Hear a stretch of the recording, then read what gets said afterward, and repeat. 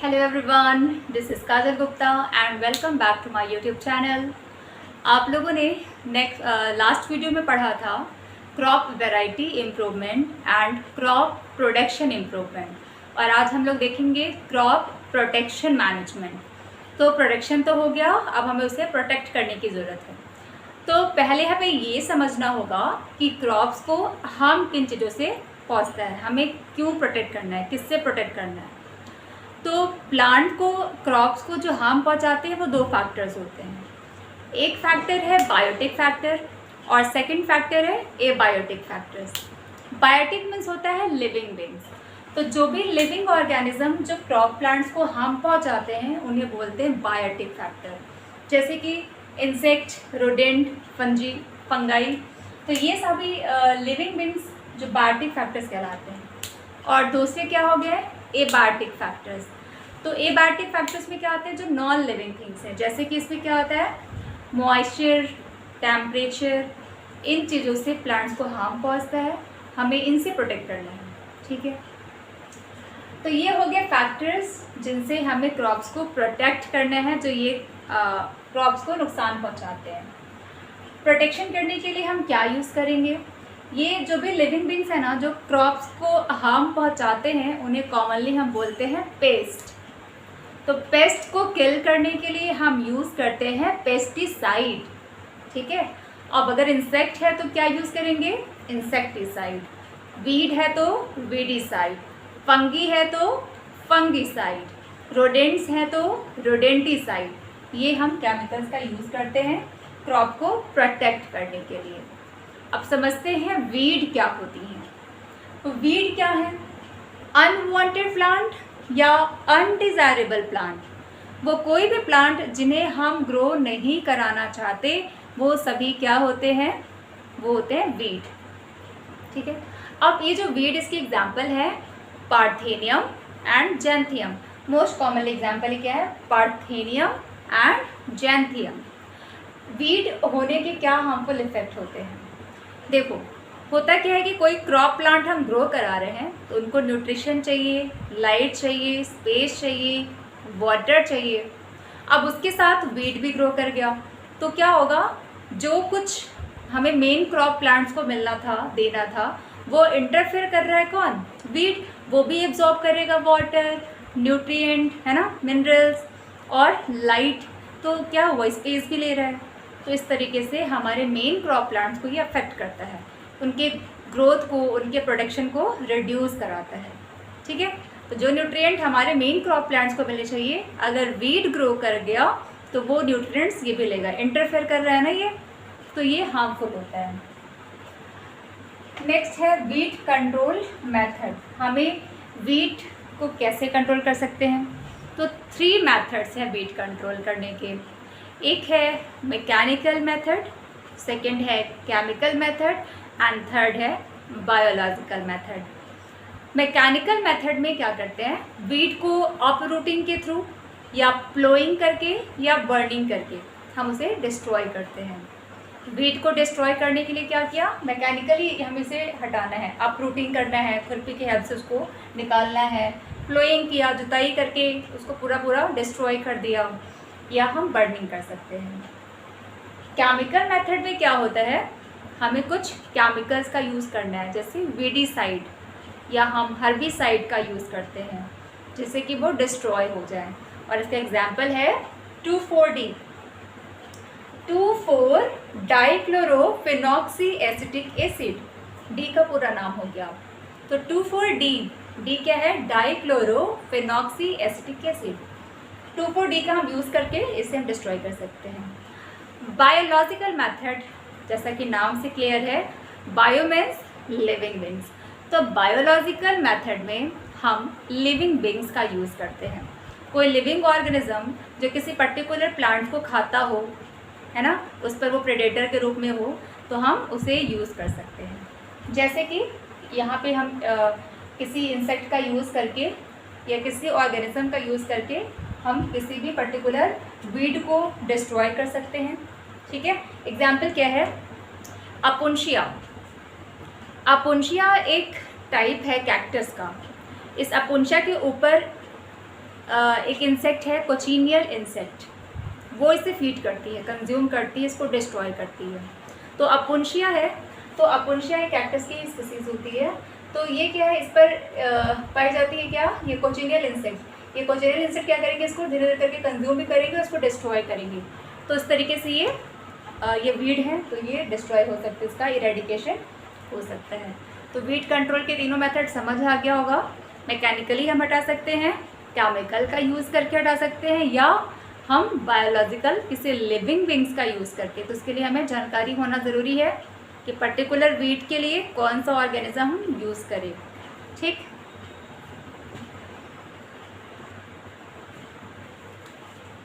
Food resources में agricultural sources तो हमने पढ़ लिया, और हमें पढ़ना है एनिमल सोर्सेज, जहाँ से हमें फूड ऑब्टेन होता है। तो कौन कौन से फूड के लिए हम एनिमल पर डिपेंडेंट है, milk, egg, meat and Honey.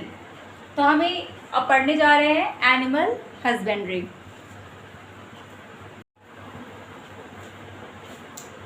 Animal husbandry क्या है?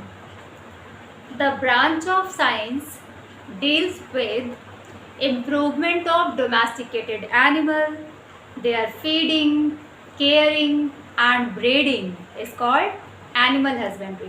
तो साइंस का वो ब्रांच जिसके अंदर हम डोमेस्टिकेटेड एनिमल का इम्प्रूवमेंट करते हैं, उनका फीडिंग, केयरिंग और ब्रीडिंग कराते हैं, तो इसे बोलेंगे एनिमल हस्बेंड्री। अब देखते हैं types of animal on the basis of food provided by them. वो हमें कैसा फूड हमें दे रहे हैं, उस बेसिस पर एनिमल्स को 2 टाइप में डिवाइड किया गया है।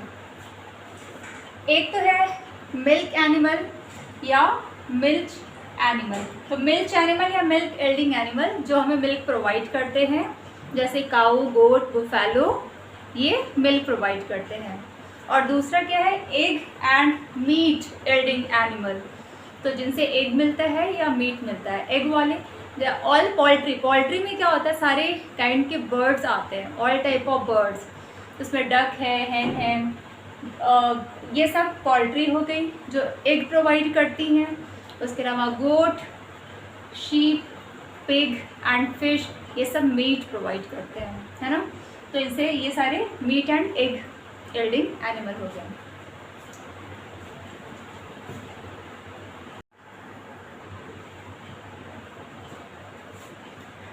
अब देखते हैं डिफरेंट ब्रीड्स ऑफ काऊ। अब यहाँ होता क्या है ना, 3 डिफरेंट ब्रीड्स होती हैं काऊ की, broad breed, dairy breed and dual purpose. कौन कौन सी? Broad breed, dairy breed and dual purpose. इसमें क्या है, जो फीमेल है वो काऊ है और मेल को बुल बोलते हैं, कैस्ट्रेटेड बुल को ही बुलॉक कहते हैं, ठीक है। तो जो ब्रॉड ब्रीड है, इनमें क्या होता है, जो बुलॉक है वो स्ट्रॉन्ग एंड स्टूडी होता है, ताकतवर होता है, मजबूत होता है ना। ये बुलॉक स्ट्रॉन्ग है, स्टूडी है। इसका यूज़ कहाँ होगा? फील्ड में होता है, प्लोइंग करने के लिए, पुलिंग द कार्ट पुलिंग के लिए, है ना, और ट्रांसपोर्टिंग के लिए इसका यूज़ करते हैं। जबकि जो काऊ है वो पुअर इन मिल्क प्रोडक्शन, उसमें मिल्क प्रोडक्शन क्वालिटी थोड़ी कम होती है। तो ये ब्रॉड ब्रीड में बुलॉक अच्छे होते हैं जो कि फील्ड में अच्छे से वर्क कर सके। डेयरी ब्रीड, जो डेयरी ब्रीड है, यहाँ पे काऊ अच्छा मिल्क प्रोडक्शन करती है, जबकि बुलॉक उतने अच्छे, उतने स्ट्रॉन्ग नहीं होते हैं कि वो फील्ड में अच्छे से वर्क कर सके। तो डेयरी ब्रीड में काऊ हाई मिल्क यील्डर होते हैं, जबकि बुलॉक क्या है, poor for broad purpose, field में वर्क प्रॉपरली नहीं कर पाते, उतना अच्छा नहीं रिस्पॉन्स करते। इसके एग्जाम्पल्स क्या हैं? रेड सिंधी, साहिवाल और गिर। आपने ऊपर देखा ब्रॉड ब्रीड, ब्रॉड ब्रीड में एग्जाम्पल लिखे हैं मालवी, हैलिकर एंड अमृत महल, ठीक है, मालवी, हैलिकर। तो ये याद रखिए, ब्रॉड ब्रीड, डेयरी ब्रीड। तो डेयरी ब्रीड में अच्छा मिल्क प्रोडक्शन। डुअल पर्पस में क्या है, ये दोनों का सम। डुअल पर्पस में काऊ अच्छा मिल्क प्रोडक्शन करती है और जो बुलॉक है वो स्ट्रॉन्ग होता है, वो अच्छा होता है ब्रॉड पर्पस के लिए, ठीक है। तो ये दोनों ही अच्छे होते हैं, मेल और फीमेल, यानी कि काऊ एंड बुल दोनों ही प्रॉपर रिस्पॉन्स करते हैं। तो इसमें एग्जाम्पल है brown Swiss. Brown Swiss Indian का नेटिव नहीं है, ये स्विट्ज़रलैंड का नेटिव ब्रीड है, ठीक है। तो आपने समझ लिया ब्रीड्स ऑफ काऊ, 3 ब्रीड्स होते हैं, कौन कौन से? Draught breed, dairy breed and dual purpose.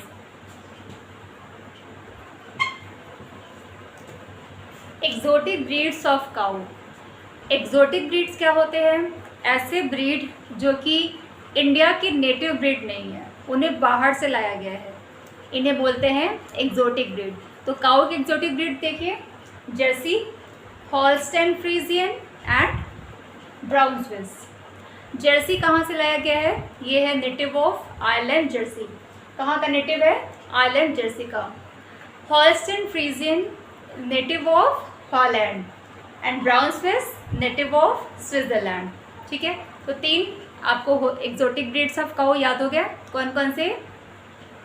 Jersey, Holstein Friesian, Brown Swiss. कौन कौन से?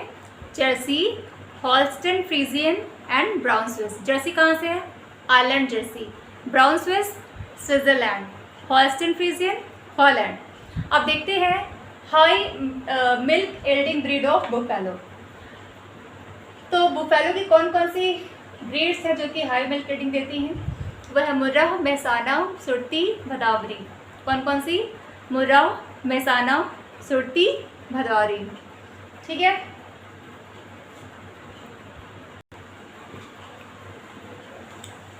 अब समझते हैं लैक्टेशन पीरियड क्या होता है।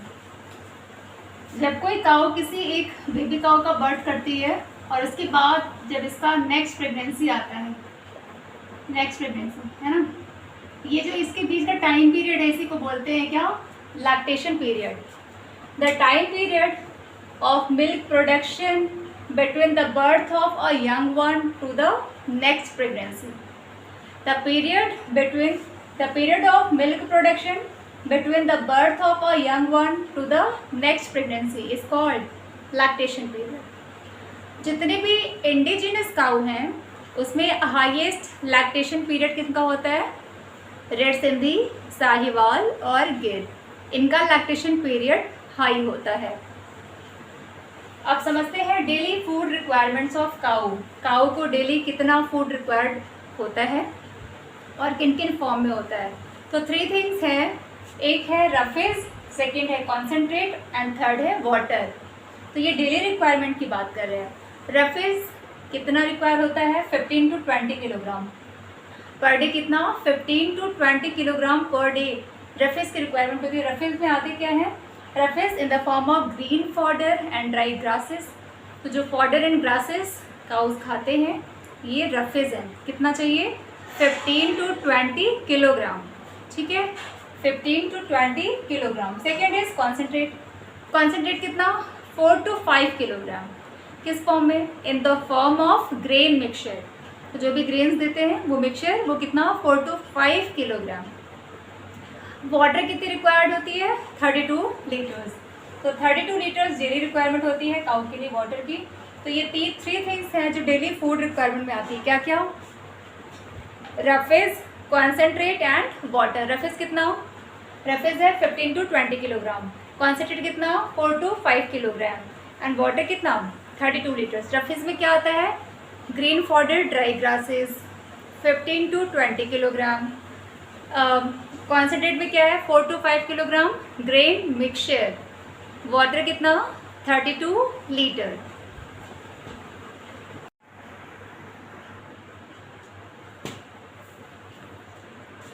Now disease in kettles.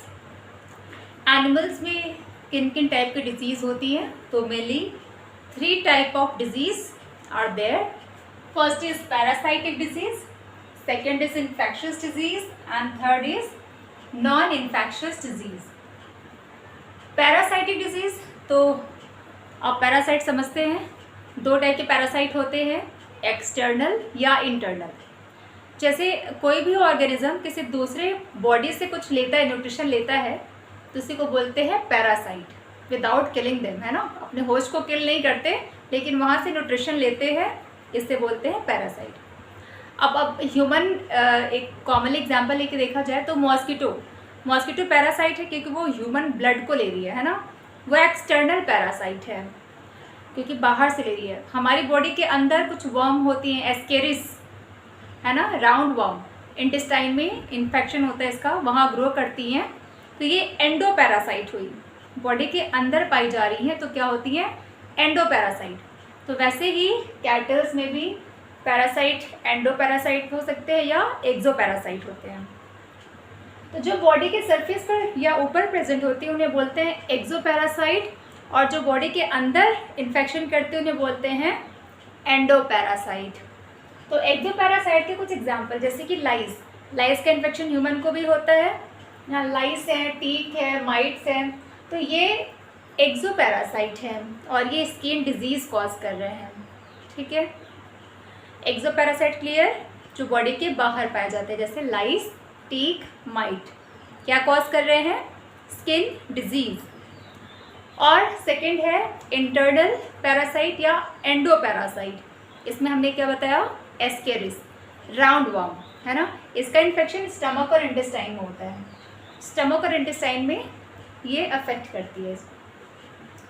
Second is infectious disease, ऐसे डिजीज़ जो ऑर्गेनिज्म टू ऑर्गेनिज्म स्प्रेड करते हैं उन्हें बोलते हैं इन्फेक्शियस डिजीज़, और ये मेनली किसके थ्रू हो रहे हैं? वायरस या बैक्टीरिया या फंगी।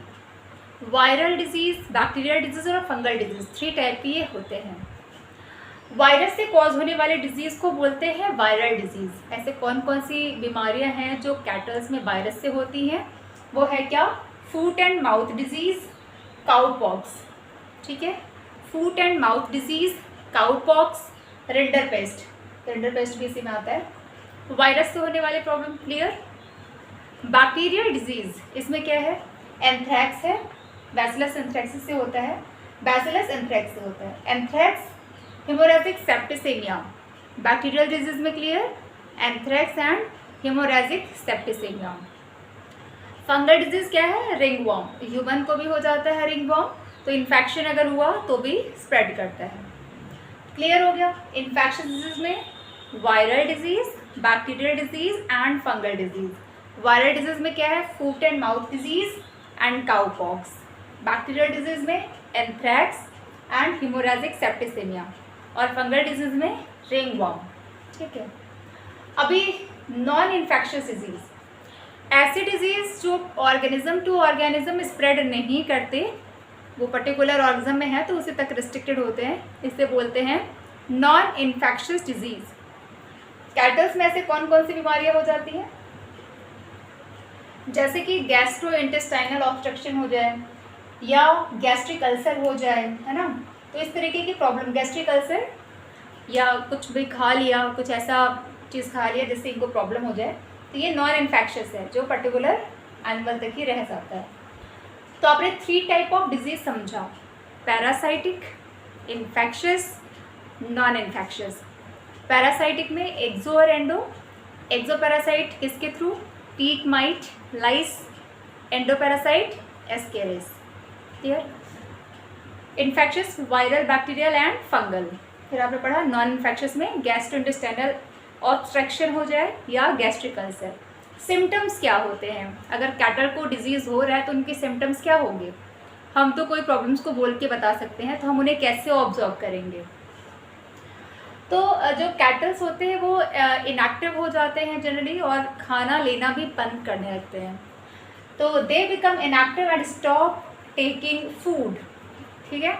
सेकंड क्या है?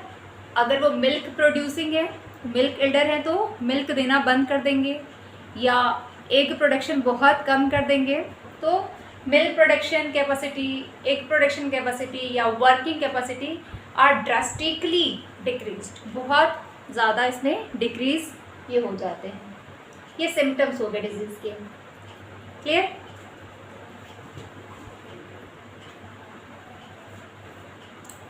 Practices employed for raising dairy animal. Dairy animals को बढ़ाने के लिए हमें क्या करना चाहिए? तो इनको प्रॉपर फूड प्रोवाइड करना चाहिए, क्लीन ड्रिंकिंग वाटर प्रोवाइड करना चाहिए, शेल्टर, प्रॉपर शेल्टर प्रोवाइड करना चाहिए, and lastly prevention and cure of disease. तो रोटी, खाना, पानी और छत, इनको क्या चाहिए? खाना, पानी और छत।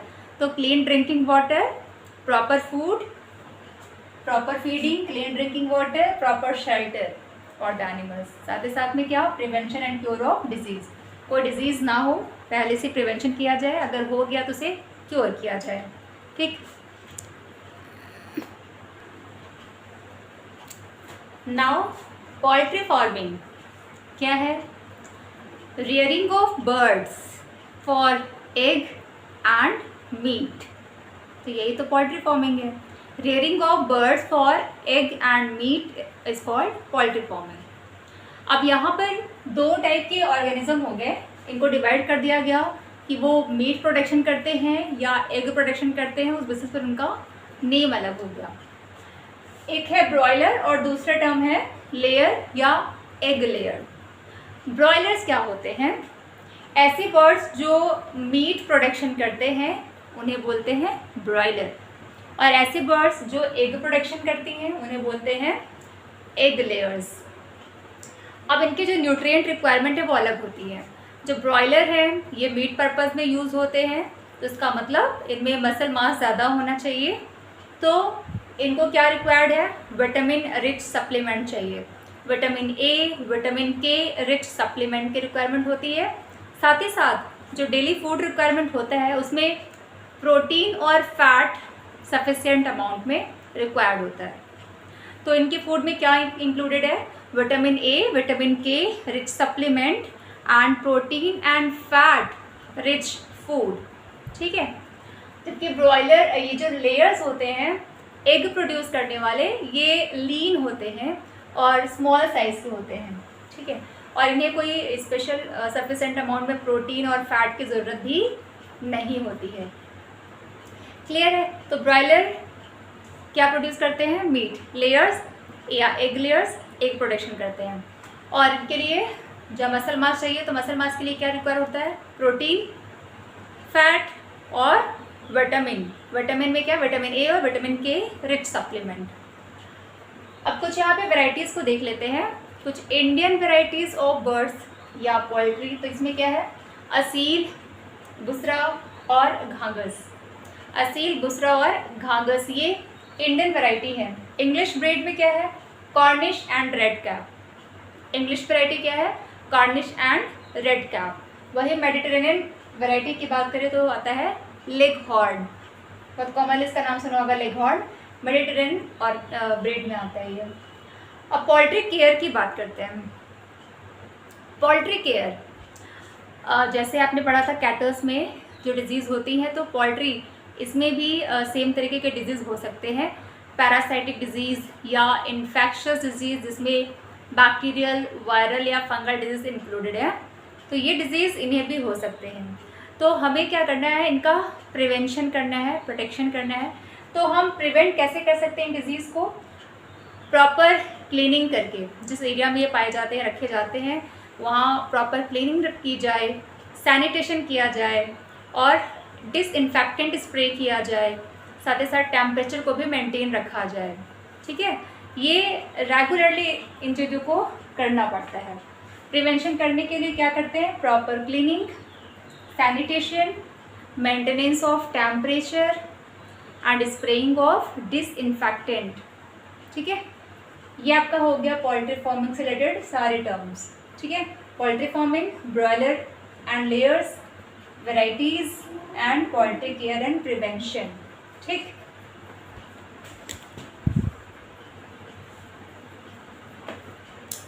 पिसिकल्चर क्या है? Pisciculture, rearing of fish on large scale. Rearing of fish on large scale is called pisciculture. Pisciculture में 2 टाइप ऑफ फिश इंक्लूडेड हैं। कौन कौन सी? एक तो है ट्रू फिश या फिन फिश, और सेकंड है शेल फिश। ये फॉल्स फिश होती हैं। ट्रू फिन्ड फिश क्या है? ये सारे एक्चुअल में फिश होती है जिनके पास फिन्स प्रेजेंट होते हैं। जबकि फॉल्स फिश या शेल फिश क्या है? ये इनवर्टिब्रेट्स हैं। ठीक है। ये एक्चुअली फिश ग्रुप के मेंबर्स हैं, ये इनवर्टिब्रेट्स हैं, जैसे कि प्रॉन जो कि आर्थ्रोपोड का मेंबर है, मोलस्क और इकानोडर्म्स।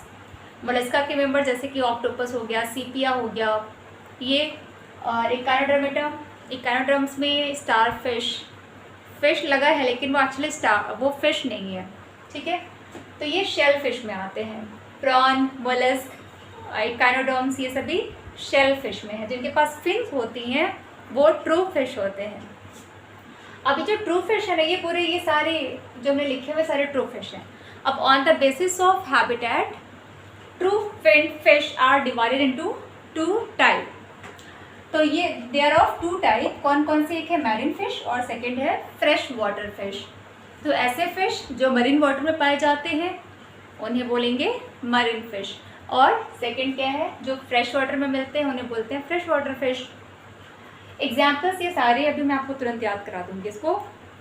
इल, hilsa, pomfret, salmon, sardine, shark, catfish, tuna, Bombay duck. Eel, hilsa, pomfret, salmon, sardine, shark, catfish, tuna, Bombay duck. क्या है?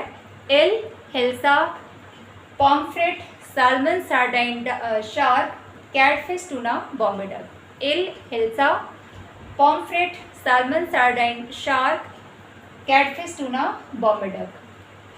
ठीक है, 3-4 बार आप बोल लीजिए पॉज करके, याद हो जाएगा। फ्रेश वाटर फिश में क्या है? काटला, टेरिका, रोहू, माली, सिंघारा।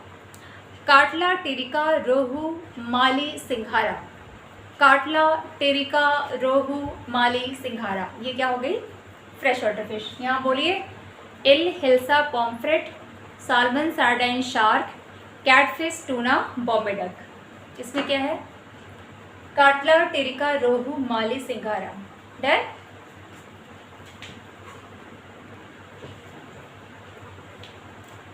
Composite fish culture. When 5 or 6 species of fish are grown in a same pond, जब एक ही पॉन्ड के अंदर 5 या 6 स्पीसीज को हम एक साथ ग्रो कराते हैं तो इसे बोलते हैं कंपोजिट फिश कल्चर। यहाँ ध्यान देना ये होता है कि जो भी 5-6 स्पीसीज हैं वो आपस में compete नहीं करते हों, उनके बीच में कोई कंपटीशन नहीं हो फूड के लिए, स्पेस के लिए, ठीक है। When 5 or 6 fish species are used in a single pond is termed as composite fish culture. Species are selected in such a way that they do not compete for food among them. अब यहाँ पर जैसे कुछ example दिए गए हैं, किसी एक पॉन्ड में कुछ स्पीसीज को ग्रो कराया जा रहा है। जैसे यहाँ पर क्या है, कुछ फिश है जो सरफेस रीजन में ग्रो करती हैं, कुछ मिडिल रीजन में ग्रो करती है, कुछ बॉटम पर ग्रो करती हैं। जैसे काटलाज आर सरफेस फीडर, ये सरफेस रीजन में ही रहती हैं और यहाँ पर प्रेजेंट फूड को ही ये खाती भी हैं। रोहू ये मिडिल रीजन में ग्रो करता है, तो मिडिल रीजन में जो भी फूड अवेलेबल होगा ये उसी को फीड करेगा। मृगल्स एंड कॉमन कार्प ये बॉटम पर जो भी फूड अवेलेबल है उसे यूज़ करती हैं और बॉटम में रीजन में ही ग्रो करती हैं, ठीक है। Catlas are surface feeder, rohu feed in middle zone, common carp and mrigals are bottom feeders. तो ये एग्जाम्पल है कंपोजिट फिश कल्चर का। एडवांटेज क्या है इसका? एक साथ एक ही पॉन्ड के अंदर हम कई सारे स्पीसीज को कल्चर कर पा रहे हैं, ग्रो करा पा रहे हैं। दूसरा, किसी भी रिजर्वायर या पॉन्ड में डिफरेंट रीजन में अवेलेबल फूड का पूरा यूटिलाइजेशन भी हो जाता है, ठीक है। तो क्या है, different species can grow in one pond और they can use food in different part of the pond, so food available in different parts is used. तो जितने भी पार्ट्स हैं पॉन्ड में सभी जगह अवेलेबल फूड का ये प्रॉपर यूज़ हो पाता है। तो क्लियर हो गया कंपोजिट फिश कल्चर, एक ही पॉन्ड के अंदर 5 या 6 स्पीसीज को ग्रो कराना, लेकिन ध्यान क्या रखना है कि इनके बीच में कोई कंपटीशन नहीं हो, हमें ऐसे ही स्पीसीज को सेलेक्ट करना होता है। इसमें क्या एग्जांपल क्या लिया? सरफेस फीडर में क्या आता है? काटला।